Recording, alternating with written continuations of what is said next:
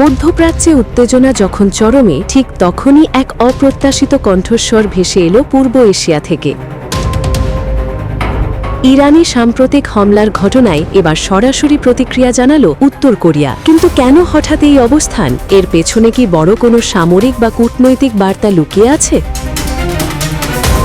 সম্প্রতি ইরানের ভেতরে একাধিক হামলার ঘটনার পর আন্তর্জাতিক মহলে তৈরি হয়েছে উদ্বেগ। এই পরিস্থিতিতে আনুষ্ঠানিক বিবৃতিতে উত্তর কোরিয়া জানিয়েছে তারা ইরানের সার্বভৌমত্বের পক্ষে এবং যে কোনো বিদেশি আগ্রাসনের বিরোধী।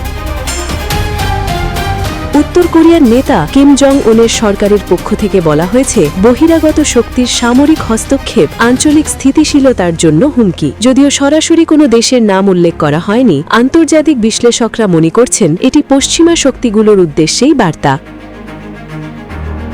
ইরান ও উত্তর কোরিয়ার মধ্যে দীর্ঘদিনের কূটনৈতিক ও সামরিক সম্পর্ক রয়েছে। বিভিন্ন সময়ে প্রযুক্তি ও প্রতিরক্ষা সহযোগিতার অভিযোগও উঠেছে। ফলে এই মন্তব্য শুধু সমর্থন নয়, বরং এক ধরনের কৌশলগত অবস্থান বলেই মনে করছেন অনেকে।